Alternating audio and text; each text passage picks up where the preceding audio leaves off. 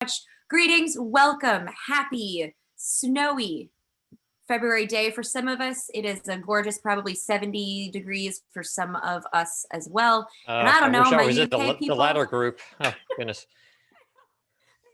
boy, I appreciate that that is a thing that some of you get to experience this on this fine day. Hello, my name is Siobhan. Okay, great. Please say hello in the chat if you want to tell us where you are joining us from. I encourage you to tune in on the gallery screen if that's fun for you, as opposed to speaker mode, so we can see everybody. Feel like, I like to feel like I have friends.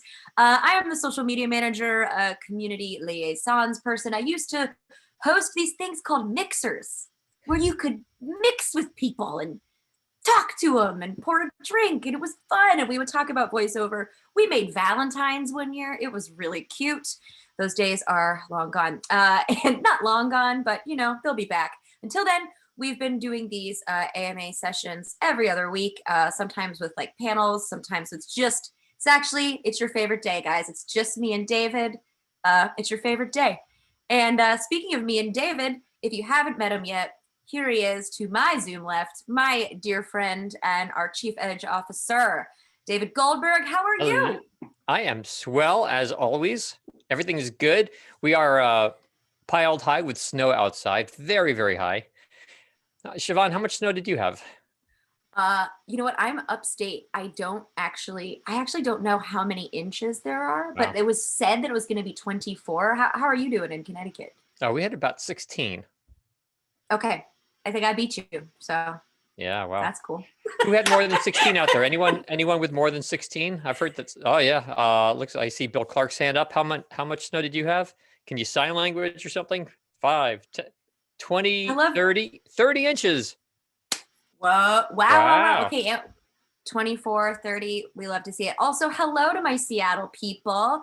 And yes, my LA pals who are enjoying sunshine. We've got the snow glow happening here, though. It's really reflecting light on my face right now.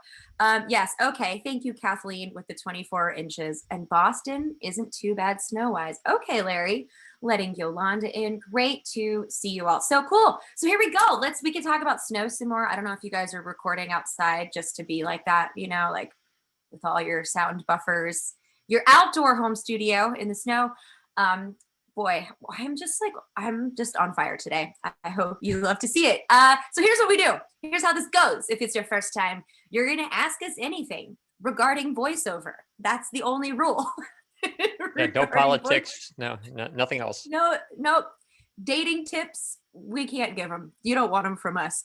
So you are going to ask them in the chat, please. It's not that I actually would love to hear your beautiful sonorous voices, but that would be Zoom chaos, and no one likes that. So unfortunately, benevolent dictator that I am, we run it through the chat and then I read it. And so don't write something that you would be embarrassed to hear out loud, because I'm going to read it. Okay, Jimmy's coming on in. So yeah, I'll try to get to everybody. And we'll just pitch our stuff to David. David's here to hang out with us, talk to us, maybe do a dance. I don't know. We're in rare form today. But let's jump right into it. And it's great. It's just great to see your faces. Hey, Josh, welcome. Welcome. Mike is here. I'm just so happy to see John. I love that you always show. You're so reliable and cool. All right, let's get this going. I am starting. Oh, Dina, I am always like this. Okay. You know what? She knows me, and I appreciate an honest friend. Hello, Peter. What's up, Peter? Great to see you again. What are the biggest changes to the industry? I love this question because I still don't know the answer. David, what are the biggest changes to the industry in the last 4 to 5 years? Oh, well, having a time frame is super helpful because we are very often asked that question regarding COVID, and really nothing has changed due to the pandemic, right? Because you guys were all working from home studios prior to COVID, and nothing much has changed. Over the past 4 or 5 years, certainly there have been some changes. Studio quality wise, I believe that the quality of USB microphones has come a long way. And appropriate to our earlier conversation, I still don't suggest necessarily using a snowball microphone. See what I did there with snow? But there are some USB microphones these days, which, man, they are good. And they're a couple $100. and they rival our three and five and $10,000 microphones. So that's one great thing. The software has come a long way. In other words, the barrier to entry in terms of the technical quality, rather the technical aspects of voiceover, have really subsided. Right? It's much easier to gather your equipment. It's much less expensive. Works better, which is all great. In terms of performance, not a lot has changed in 4 or 5 years. The natural style is still there. I haven't seen any huge swings in terms of direction that clients give. I would say that there are some new genres that have opened up, or not necessarily new genres, but some genres which have grown a lot. Audiobooks, especially nonfiction, have really blossomed more than ever before. Um, Narrated apps are really big right now, or I shouldn't say they're really big, but they're much bigger, way bigger than they had been 4 or 5 years ago. E-learning is continuing to just explode in the industry. Corporate training work, they used to be known as industrials, now it's corporate work. That is big. So those are I think the changes that have been the biggest in the past few years. Marketing has not changed much over the past 4 or 5 years.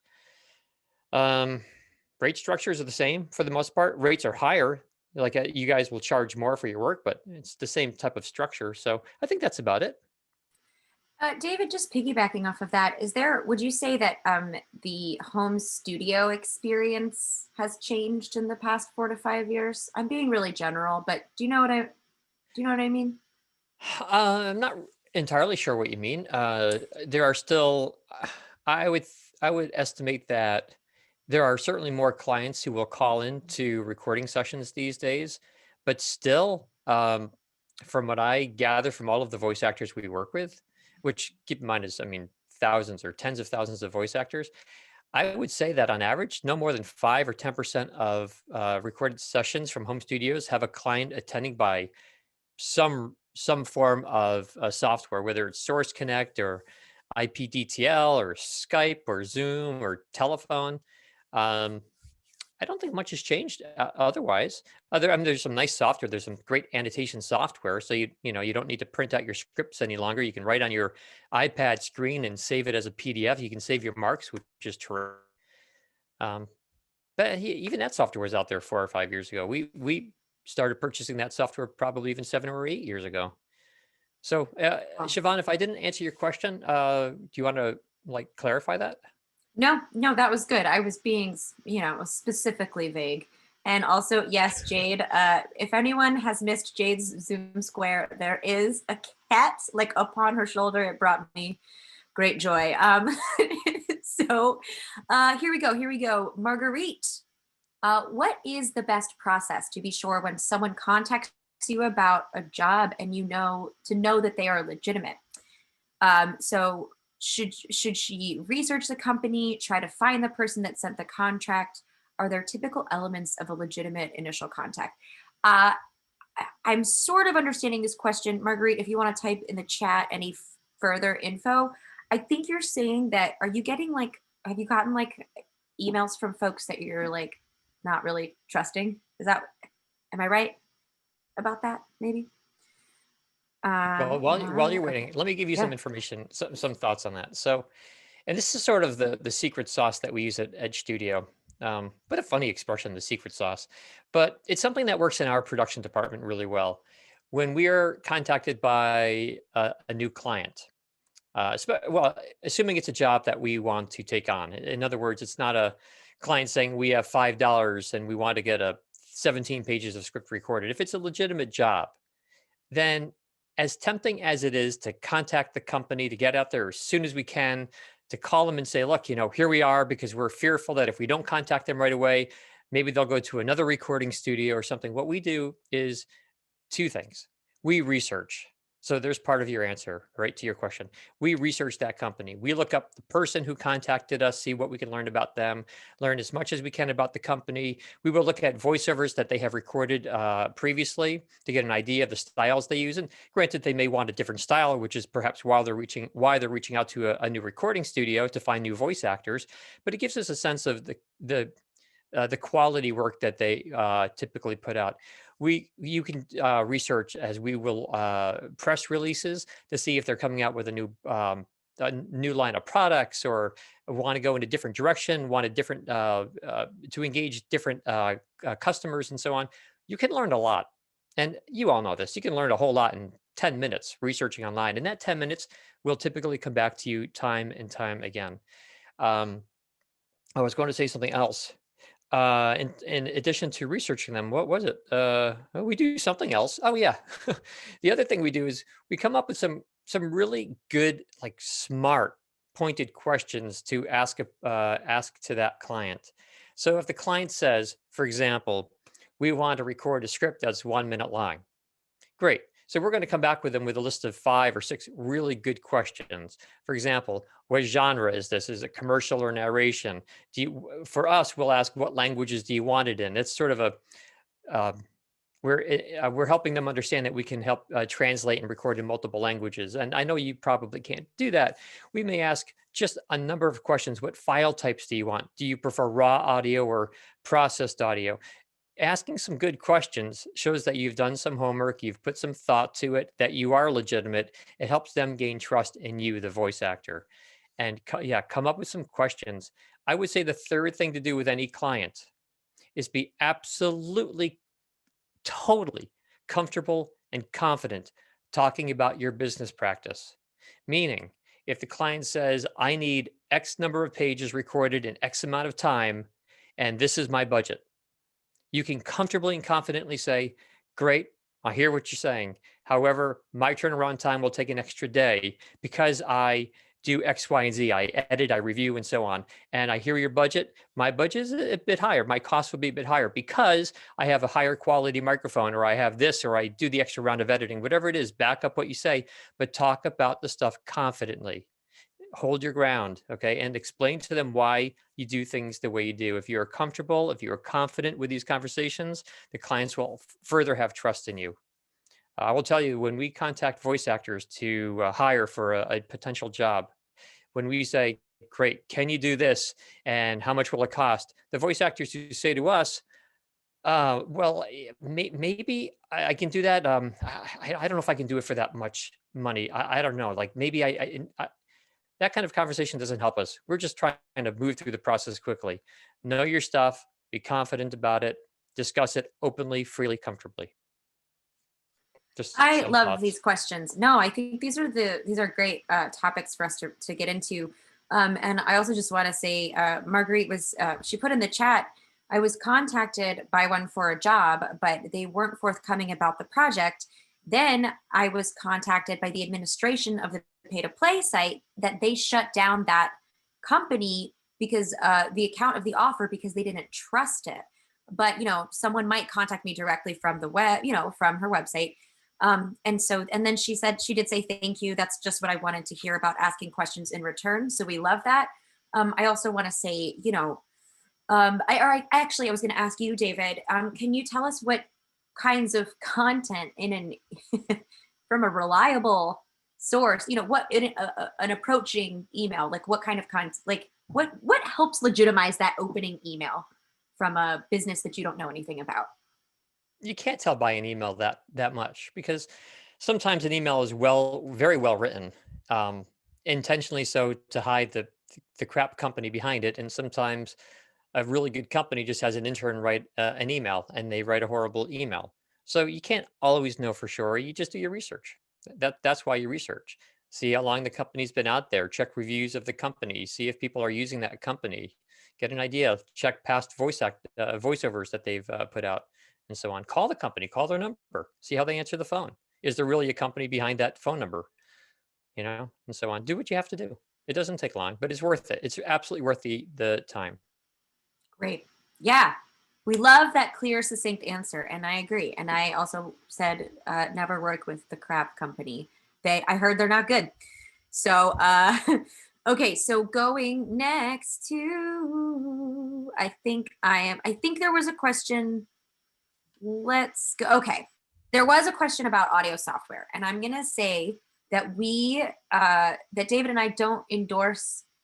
We're not sponsored by like a DAW, so we don't have a specific, we're not going to recommend something specific also because different people like different things. So you're going to have to try some stuff. what I would encourage is if people in the chat want to write something that the DAW that they use and why, you can. But there's just, we like them all for varying reasons. You know, so I'm gonna leave that at that. And then we do have a question from Jocelyn about rates for VO work. So how much should those newer, okay, so let's say, Jocelyn, I'm just going to put this on you, that Jocelyn is newer to the industry. And if you are newer, should what you charge be different, like according to like going rates? Or, you know, are you doing per minute or per hour of recording and editing? What kinds of things to keep in mind for someone new learning about their rates? My bad. Sorry about the phone ringing. Forgot to shut off the ringer. That's a really good question. So, to the former of those two questions, I would not suggest charging less because you are brand new. Because the way I would see it, sorry, let me step back and explain. So, we have a casting and production department. And so we hire voice actors. And we hire those voice actors for our clients. Our clients trust us to find them a quality voice actor. So if I go to a client and I say, "Hey, we have this voice actor. She's really inexpensive because she's new." My client's more than likely to say, "Nah, no, we want someone who's experienced." And so I would shy away from charging less because you're brand new. I understand why you would do that. If you want to get yourself out there with some sort of special low price, I don't know. I wouldn't even suggest having a sale price or something like that, but maybe you could say, "Look, I've been in a commercial and promo voice actor, just getting into industrial corporate training videos, and so for my clients who I've provided commercial work to, I'm offering a special on corporate work. I'm not even sure if I like that so much. I don't even think that flies. I'm retracting that. I don't think you need to charge less. Um, Crud. I don't remember the second question. What was the second question, Siobhan? I'm sorry. Siobhan's laughing. Yeah, just when David says things like crud, it just makes me Crud. laugh. Well, I'm in front of all these people and I can't remember. I I have dad brain and my kids are taking me out sledding and like night now. And I'm cold and I'm old. I don't mind getting old, but my body's taking it badly. And you know, it's like anyway, so what was we, the second part of the question? yep, here at Edge Studio, we got old, old people talking about stuff. Okay. The other question, David, was about think, you know, per minute of finished Oh, right. product Yeah. or Sorry. yeah. Okay, thanks. Yeah, so there are many ways to charge in this industry, and they all have a place. They really do. You can read about them in detail on our rate card on our website. Just to explain, charging per word, per phrase, per prompt, per working hour, per finished hour, per project. They all, I repeat, they all make sense for different applications and for different clients, dependent upon so many variables: length of script, time, turnaround time, volume of work that the client will give. Just lots of things to consider. It's impossible to go into right now into every scenario, but I would encourage you strongly that before you start charging anyone, you do read the definitions of these on our rate card. We have it broken down into different categories. So, for example, if you look at the commercial category, it very clearly says in the commercial world, typically as a non-union voice actor, for example, you will be paid per commercial this much, or for a local job, or this much for a regional, or this much for a national, and it's going to the rate card will walk you through all of the different scenarios. So that's where I would start. Okay, awesome. I hope that's helpful because a lot of people were asking questions about that. All right, this one is from David. Hi, David. I see you. Okay, so David, this is a big question, and this is from David to David. Now it's like, who am I talking to? You know, I was in the street the other day with my friend David, and we met someone named David, and the guy was like, "What's your name?" And I was like, "David," obviously, you know, because that was funny. So, so David is asking about how and where to find content for creating a demo. David Goldberg, do you want to tackle this? Do you want me to talk about this as a student, or would you like to No, talk? I'm fine about it. So cool. It's a great question. Demos are very specific, and finding material is critical. Finding the right type of material is really critical. So we have a PDF on that. It's something I've been writing over the years. I started probably writing this document 10 or so years ago, and I add on to it at least once a month, whether it's a small little footnote or a major section. I think you can probably call our office and ask about that. It's a PDF called Demo Script Guidelines. Again, it's called Demo Script Guidelines, and maybe we can try to find that. But it's really helpful. The material you find, um, in addition to being so important, it has to be right for your voice. It has to target your interests, your goals. It has to be current. It has to reach the kind of clients that you want to obtain. I will say something for everyone that is so important. Do not use the scripts that are on our practice script library. Let me reiterate and say this in a bit more wordier, if that's a word. On our website is a practice script library with over 6,000 scripts broken up into about 20 or so different categories. They're there for practice. It's called the practice script library. Do not use any of those scripts for your demo because so many people have over the years that your demos won't sound real.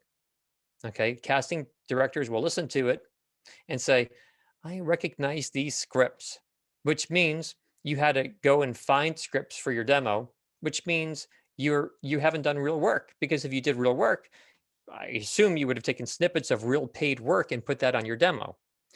So we have been telling people not to use this library for years and years and years. And a lot of other voice acting schools do use our library. We can't stop them. And other people from outside of the Edge community use the library. And we say it in big letters on the front page for script practice only. Do not use it on your demo. I'm telling you right now, do not use it on your demo. It's a bad thing. You can, however, take a script that is in the library and massively translate it into something else by resequencing the sentences, changing the client name, changing a whole lot of words. So you can use it perhaps as a foundation, but you need to make sure that that script, when you're done editing it, looks nothing like the original did. Beyond that, you can find material just about anywhere, as long as it, as I said, backs up your goals, your personality, your intent, your vocal strengths, the clients you want to obtain. Um, if you want help on that, I am more than happy to help you. You can ask anyone in our office. They can schedule something we call a demo prep session, and I can help you find scripts for your demo. It begins with a conversation about you and what kind of work you want and your interests and your goals and all that stuff. And I listen to you read, and we can find some material. It is really it's a super fun process. I very much enjoy finding material for a demo. But take it seriously, guys. Just don't throw on anything on your demo, because you won't get work if you do that. Yeah, and we of course we harp on this, but education, working with a coach to talk about what your wheelhouse is and what kinds of jobs they actually see you getting, and then creating copy for that kind of work, is a big thing. And then finding stuff that motivates you or inspires you or is like fun. For my commercial demo, I was like, I used to be a nanny, so I would like have a lot of background doing like kids stuff, and I was like, oh, you know what was crazy? These like La La Loopsy dolls, they're so wild. And so then I like went to La La Loopsy's website, and then I just made a little piece just looking at the website, right? And then I was like, oh, perfect, I can like talk about these funny little dolls and my like little and you could kind of, it's and like David said, it's a fun process. But I definitely had a coach, Johnny Heller, who was like, yeah, this is cool for you, it's wacky, it's like whimsical. So knowing your wheelhouse is key, in addition to a million other things. But absolutely cool. Great. Thanks, David. Thanks to all my Davids. Everyone here named David, you're great. Also, sad news, the guy who had that stuffed animal dog on his couch, where'd he go? He was great. I didn't get to shout him out. Is he still here? I think he's gone. Okay. Well, anyway, that was very fun to look at. Hello, Liliana. Okay, she is saying, she first of all, don't apologize for any questions. We love them all, and we love you all. I am having trouble, she says, finding clients to direct market to for wide form narration. I prefer to focus on all things kids, like e-learning and kids audiobooks, but I also do medical narration as a doctor myself. I'm so happy there's a doctor in the house. That relieves me quite a lot. Any tips on how to search for clients in specific fields these days when we are not meeting people in person? Lots of tears. David? Yeah, my goodness, you just touched upon two different categories of work where there are so many potential clients. I'm not sure how you're not finding clients. Just look at Google. I mean, do a directory search for anything dealing with kids and or medical, and specifically, given your two strengths, I would target pediatric health. I mean, look at all the videos kids watch in school during health class and so on, and even maybe extending into PE, physical ed. These videos are narrated, and all of the videos that doctors use on a daily basis in doctors' offices, whether it's your doctor wanted you to watch this video to explain this, and whether it's mental illness or physical illness, there's a whole world just within um, children medical work, and so it seems like a logical place for you to be. So, yeah, I'm not sure. I mean, you're talking documentaries on these subject matters and nonfiction audiobooks on these matters. And like I said, training videos, commercials for kids alone, animated projects, cartoons, talking toys, video games, medical apps, narrated apps. There's so much opportunity. Just look around and contact some of these production houses.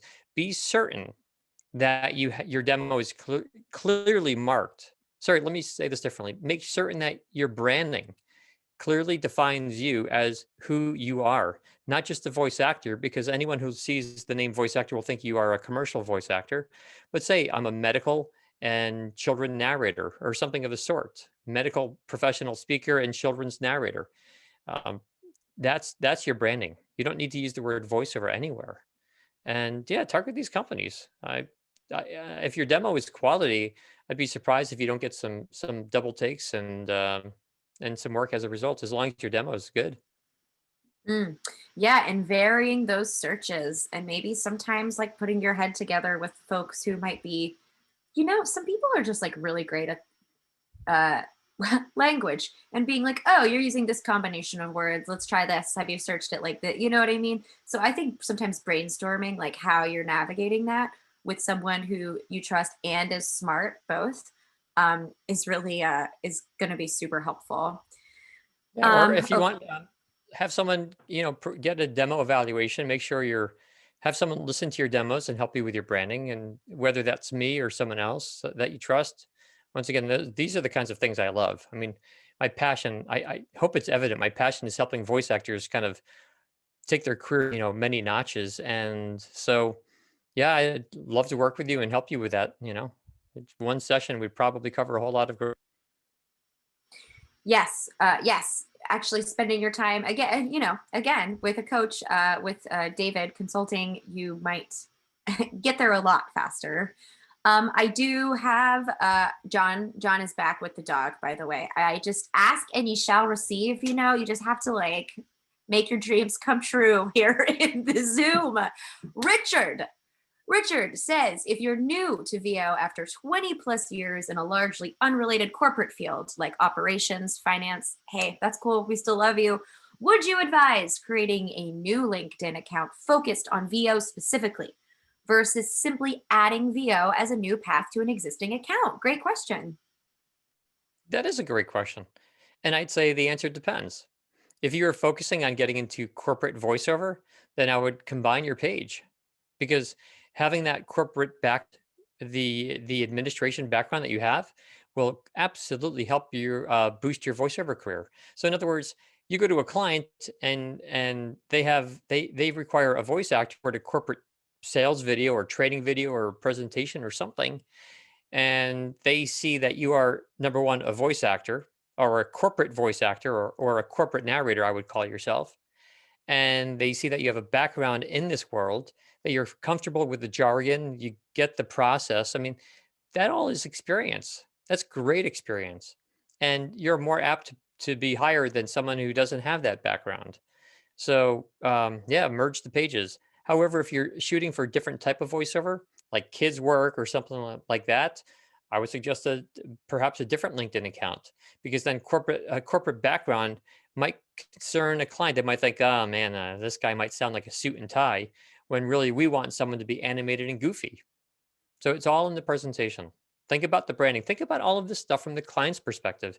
This goes for, I think, all of the questions we've had just about today, right? Branding and demos and stuff. Make it work for your clients. If it doesn't work for your clients, it's not going to work.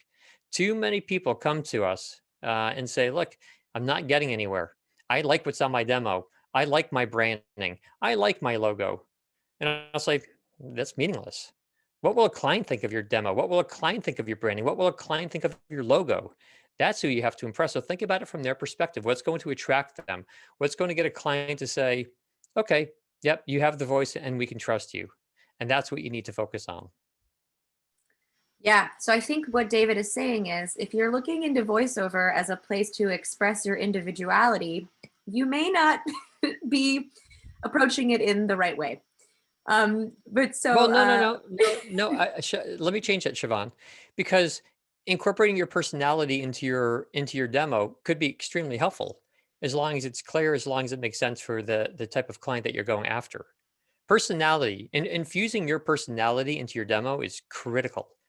If there's no personality in a voiceover demo, per se, then the client's more likely to just use some text to voice software, right? But they hire you, the voice actor, because they want that human element. They want some type of personality, someone who can emote throughout the reading of their script. So you do want to show your natural personality. So sorry, like I'm not sure if we're saying different things, Siobhan, and I apologize if we are, but I believe that that personality is critical, as long as it is fitting for the type of voice actor you want to be, the type of clients that you're going after, the type of work that you want, and so on. no, I was going from a place of like if like when you saying it doesn't matter if you're like, oh, I love my logo and my this and this, if this isn't actually prioritizing the client over your personal Oh, desires. yeah, yeah, yeah. Uh, Yeah. right. So, which I think, and David wrote a great blog post about this on our website, kind of about many of these very things. Okay, I think we can handle this one shortly, succinctly. I do speak the English language, and I'm good at it. What's up, Carol? She's literally got the palm tree behind her. She's actually she's doing that to just make all the people on the East Coast look like envious. Okay, so she's asking basically, David, how much engineering of your auditions should you be putting in? Like, how much? I love this. How much technical stuff slash processing and mastering should you do to the file to be competitive? I think I think you should do a whole lot of editing and processing on your demos and your auditions. However, let me clarify that it shouldn't take you more than just a couple of moments for the most part, because you should have a template set up. Like you should if you set up your recording studio correctly, then what you record, the way you capture your voice, should pretty much be perfect. You shouldn't have to do much work after that. Maybe some equalization and maybe some compression, and that should be about it, other than editing out breaths if you want, or mistakes and things of that nature, and stutters and ums and warm up words and things of that nature. But I don't know. I mean, certainly your audition has to sound good. It has to sound real good, because you know that some other voice actors will have really good sounding auditions, and if yours doesn't sound as quality, then you're not going to get hired. But yeah, like I said, it should be done up front. There's an expression called "fix it in the mix," meaning you record something and it can sound cruddy. And we get to use that word a second time today, Siobhan. So you record something in a cruddy manner. There's a furnace in the background that's running, and all kinds of noises, and you're using the wrong microphone, and you're too far away from the microphone, and you read too slowly. And now you have to go back and time compress the audio and digitally remove the noise and the resonance and all that stuff. That's no good. Make sure you capture your voice correctly the first time around. Maybe you have to do a little minimal processing to it on the output, like I said, a little EQ and a bit of compression, and then you should be good to go. Yeah, and if you're sort of just learning how to do these things and it feels overwhelming, I would say that's probably a normal feeling and that's okay, and it will get easier as you do it more. And sometimes I have sent auditions like to a coach to be like, how does this like, do I need, yeah, breaths out, like what do I need? Talking to people who do this well all the time versus like being like, I'm new and I don't know, but yes, I think that's a great question. And on the subject of, well, is this on the question? I don't actually know the answer to this question. This is from Esther. David, could you explain what a finished minute is, please? Yeah, a finished Yeah. minute is the final audio that is 1 minute long. If you watch a TV show that's a half hour long, that's a finished half hour. It's 30 minutes long.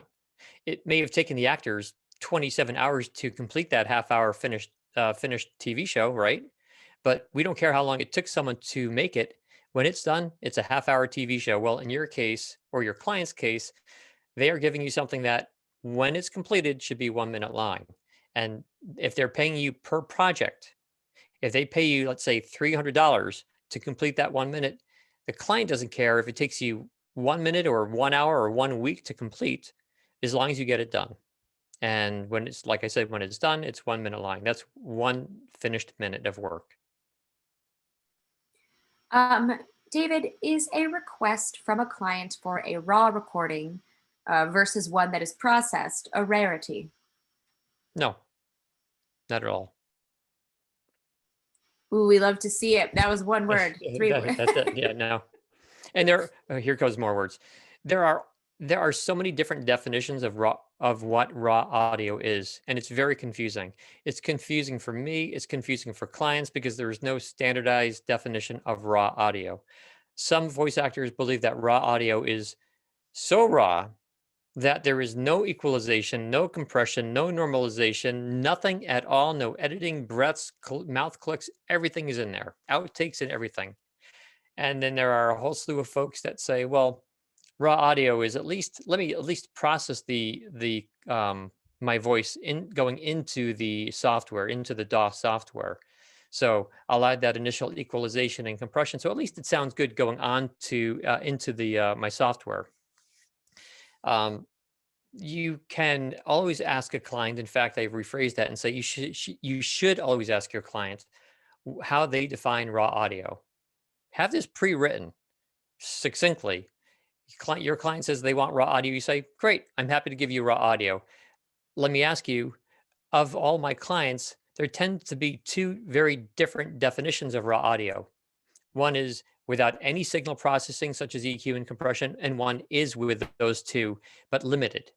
Which would you prefer?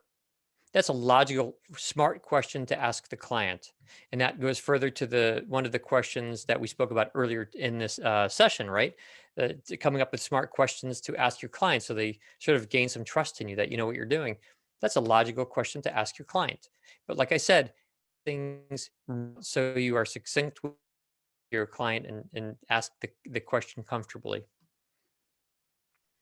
Um, I want to piggyback on some of this.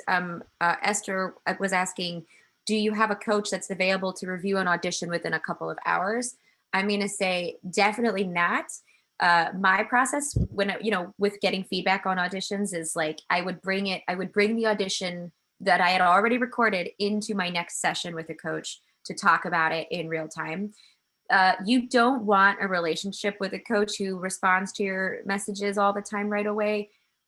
That's not good for, I mean, the coach is busy, they do stuff. Uh, and out of respect for their time, that's not something you ought to desire from a teacher student relationship. Because one day when you coach people, your time will also be just as valuable. So at Edge Studio, for instance, what you would do is you would send your audio to our education team and they would put it in your file so that it would be up and ready to go for your coach with your next session. That does mean that you're just kind of like, maybe shots in the dark, but that's okay. There's a lot of shots in the dark in the voiceover world as you are learning and growing. I'd like to And add two comments, please, Siobhan. yeah, So, and thank you. And I agree wholeheartedly with Siobhan on everything she said. If you want a coach myself, or we have like 25 coaches. If you want one of us to listen to your auditions, that is a very smart thing. But send to our office not just the audition that you record, but also the direction that the client gave. That is critical, because we can't possibly we can't give you as much information until we know what the client wanted. We can listen to a script, or sorry, I should say we can listen to a recording of a script and say, yeah, it sounds great. I mean, man, it sounds really fantastic. But then if we get the direction, the client says, well, no, it's not for adults, it's for kids. We say, oh, well, and now that we know it's for kids, no, you didn't read it correctly because XYZ. So again, give us the direction. The second thing is, I once in all of these years, one time I made the egregious mistake of telling a voice actor they could contact me anytime they need for an audition. Now, this is one of the top voice actors in the entire world. And I've coached her on and off over the years. And whenever she needs help, she reaches out and so on. And she's a big name. And so by agreement, I'm not supposed to say who it is. And that's all fine. That said, she has that right to reach out to me. And I was on not a roller coaster, but like a ride with my family once, both my sons and my wife, like a sort of like a it's self-guided tour, but that sits in a roller coaster sort of box car, whatever. And she was texting me saying, I need to get this audition in right now. And I said to my wife and kids, like, sorry, I have no choice. Like, I have to do this. So we were on this really loud, this boxcar thing, and the tour guide saying, on your left, you see this, and on your right, you see this. And I'm like listening on my phone, like trying to listen to, this audition, saying, okay, speaking back to, okay, it's a little too fast on this word. Slow down there. No, no, no, no. Don't pause between these words. It sucked. Yeah. It's so, yeah. Like Siobhan said, give us time, reach out to someone in our education team, schedule an appointment. And if you know you have auditions coming up, schedule something now. So when they do come up, you're ready to jump right in. And I did receive a question about do any of our students become coaches? And we are very proud that many of our coaches Yeah. were our students. In fact, our students are so righteous and amazing that oftentimes they turn us down for coaching because they're too busy doing voiceover. We're like, please, you're so great. But and actually, Isa Diaz is a beautiful, brilliant man who not only was a student of ours, but came back to hang out with us at a mixer. And when we were like, oh, we want to hire more people. And we were like, you know what? Isa, great student, comes to our parties, you know? So we like to prioritize our people in our community. And definitely, I think David would agree that we're so proud of our students being our coaches as well. But I do want to say that of the the students who have become coaches at Edge, this only happens after they have extreme experience. Like Issa is so sought after that he doesn't audition anymore. He has agents getting him all of his work. Or sorry, he may audition through his agents. I take that back, but he doesn't go out there and direct market. He doesn't go out there and work on the online casting sites. And there's nothing wrong with those at all. Hear me saying that. They are great. Online casting sites are fantastic. But Issa is so busy in this world of voiceover that he's virtually overbooked at this point and doing all national spots, and he's become a commercial coach. We would not take on a student and have them become a coach after they have 6 months or 3 years of experience and they've had a handful of jobs. We only take on people after they have immense work. Also, if they are also good at teaching, which usually is not the case. Every single one of our coaches, I personally work with before they start coaching. And we do many trials. I drive our office batty, bonkers is a better word, because I'll say, great, I'd like to have like a mock coaching session with them. And then at the end of that, I'll say, I want like another 3 mock coaching sessions with them. And I put them through the drills. So there's massive training, even after they are already full-time working professionals. So feel assured that if you are working with someone who was a student of ours and now they're coaching, they know their stuff. They really do know their stuff. It's a good thing David's so dang pleasant that makes all those sessions with him such a joy. This is, I think, is a very short answer question. When seeking a VO coach or class in general, is it preferable to have guidance from a coach of the same gender? I'm going to say absolutely not. David, do we need to unpack that, or can we just firmly say no? It's not a one word answer. I think it depends on the person. I have seen over the years that certain genders, or however someone puts themselves out there, react differently to different types of people. And I think that it would be incredibly helpful for you to coach with different types of people. If you are the type, this is going to be confusing. I want to start the sentence again. If you work differently with different types of people, then you should coach with different types of people.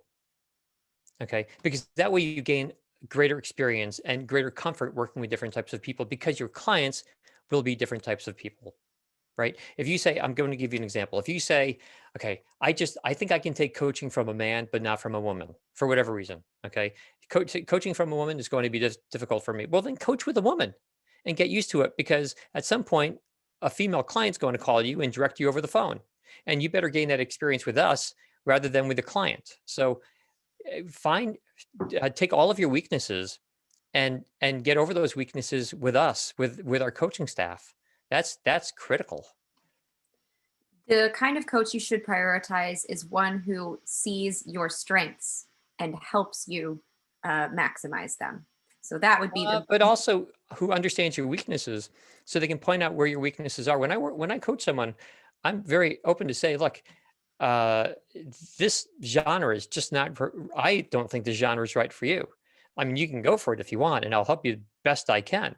But I don't think the clients who are out there currently today in today's market, the clients who would hire this type of work aren't hiring this type of voice, like your voice, or your reads just don't work in this genre, but they do work very, very well for this other genre. And so I think it's understanding your weaknesses is critical, so you know where your strengths are and what directions to build your business in. Mm, yes. Okay, good. Good vibing. Hope you guys are vibing. I'm going to try to get two more questions in the next 11 minutes. David, and actually everyone likes this question. So Tom, you're popular. Great job. David, what industry publications do you subscribe to keep up with trends? Adweek, for example. Is there anything else? I mean, you can look at anything. You know what I love is crap. I have to look at my phone to get the name of this. There's an app I use, Smart News. I remember. I think it's Smart News. Let me confirm. Yeah, Smart News. Uh, it's an app that sort of has it takes the top articles from probably 3 or 400 different publications, top publications, and puts the more read ones up top. It's really cool. So you could, at quick glance, I can see what the top publication, what the top articles are from Adweek or the Washington Post or People Magazine or Car and Driver or National Geographic, a whole bunch of different medias and publications. So I would look at something like that. I'm not necessarily saying that they're the smart medias or smart news rather is the best app out there for sort of being a repository for all of these different articles from different medias and different publications. But at quick glance, you get a really good lay of what's popular, what's current. Again, you're looking at what the most popular articles are in so many different genres. It's really, for me, it's really helpful.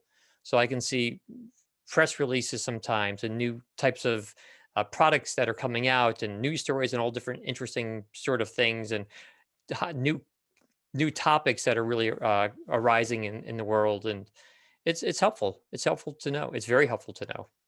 And it helps us know what kind of production clients to go after. So therefore, I would think it would make sense for all of you.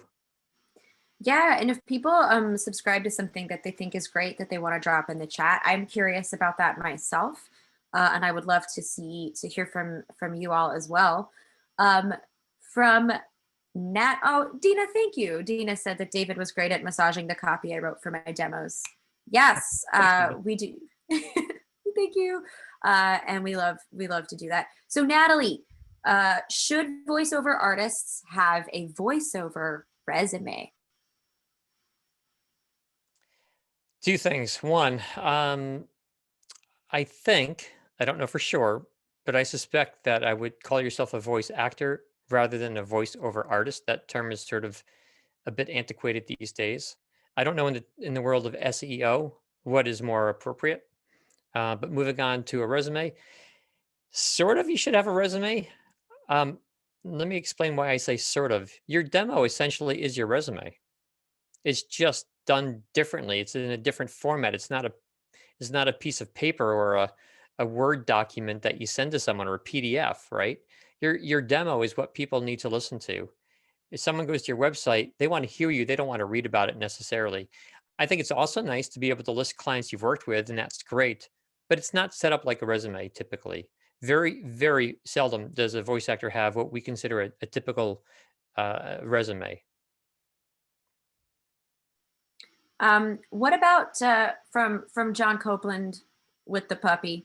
What about slating auditions? Is it necessary? It depends on the client, depends on the genre, depends on how much time you have, l- uh, depends what type of job it is.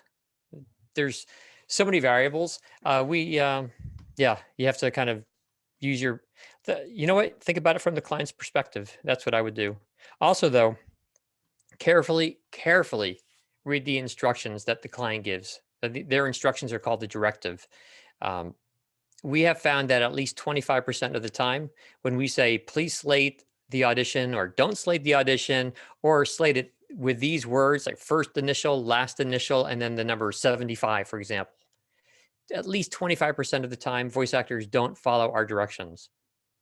It 32 or 33 years in this industry, and I am still shocked almost every day by how many voice actors don't read the instructions. It's unbelievable.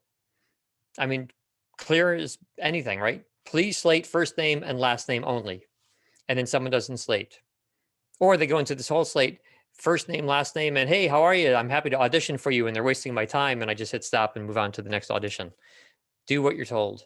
There are reasons for this stuff. Yeah, I feel like often clients will say what exactly what they want in your audition. Sorry for blinding you all with my filters in this moment. Um, okay. So, you guys, I don't want to keep everyone for um, too much longer. I love this, and thanks for people dropping in the publications that they subscribe to. It's also sometimes good when you're getting into stuff to, like, if you have the means to get a few and see what you like or what is working for you. We've got the Morning Brew, we've got our friends at the Buzz magazine. That's fabulous. Okay. So my people, we're wrapping up. I'm going to drop some more links in this chat.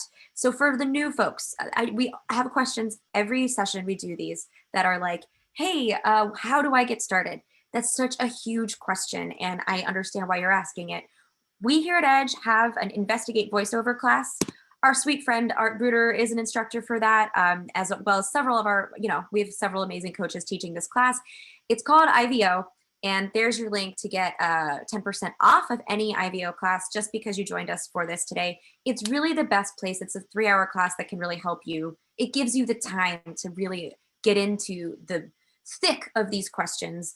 Our specialty class coming up is on diction, clarity, and pacing. It is taught by Pen Chen, and she is actually a TEDx innovative educator. So if you're a TED Talk person, that's like, if that's your bread and butter, Pen is regaled throughout that community. And she's actually just a delight and a smart, cool person who is walking us through the woods of diction and clarity. And it's like one of those things that I always benefit from these classes because I think I'm really good at it. And then I forget that, like, I really need to strengthen these muscles. So I totally suggest you joining us for that one. Of course, I dropped this already, but specifically private coaching, having a one-off coaching session, however that may be. Do it wherever you like. If you want to do it with us, we do have this AMA code to coach with any of our instructors here at Edge, but I've got the link specifically for David right there. David's class on self-direction is sold out. So if you missed it, that's okay. We still love you and we're so sorry. We will offer it again. We just can't have it be too full so that David can be especially brutal. I mean, amazing, lovingly brutal with the students who are in that class in particular at this time. I think woo! On fire, 156. Okay, I think those are my announcements for the time being.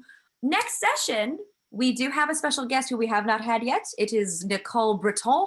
So for my Atlanta people, we do have an Atlanta-based voice actor joining us for our next session, which is in 2 weeks' time. So that means I'm going to miss you all for Valentine's Day, and I will see you on the 18th. If you need my address to send chocolates to, just DM me, okay? So February 18th at 1 p.m. we'll be back. David, anything I've left? Any closing remarks from you? Nothing out of the usual, but the usual is, and I repeat it for the people who are on for the first time. Thank you, guys. Anyone who's on this call rocks. Just shows you care about the industry. You're dedicated to learning. It's terrific. Any way that we can help you, please let us know. Reach out. Let anyone on our team know, and we'll be happy to help the best we can. And have a great Super Bowl. Enjoy the snow. You're 30 inches. That was Bill Clark in New Jersey with 30 inches of snow. I think we're in for some more this weekend. Wish you a great 2 weeks. And Siobhan, thank you as always for being the most awesome moderator there is. Don't everyone hand for Siobhan. Come on, everyone. Woo, there's nothing like Zoom applause to make you feel a little bit wacky, you know? Oh my gosh, I appreciate those hands from Dearest. And also, yes, Danitra, message me on Edge Studio if you're on Insta or all of these social medias. You can find us there. You know, we want to follow you back, but so we are Edge Studio on Twitter and Edge Studio VO on Instagram. So please find us there. And yes, Siobhan, yeah, we have the same name. That's hella cool. The Super Bowl of the Q&A. Okay, Barry, you're the bomb. Yeah, we appreciate you. If I didn't get to you, I'm so sorry. You can ping me next time and be like, Siobhan, you never answer my questions. I am so sorry. Love you guys very much. We look forward to seeing you again. And someone put, I think it was Alexis, that she said she loved to hang and learn. And that's really the vibe that we want and why we've been doing these for almost 25 sessions since the beginning of the pandemic. So we appreciate you being here with us and spending time in your community. And we hope that it is serving you the way that it serves us, which is just the pleasure of your company. So thank you. And I will miss you until I see you again. Have a great, romantic holiday, my people, and be well out there. Mwah. Bye. Bye, everyone. Thank you.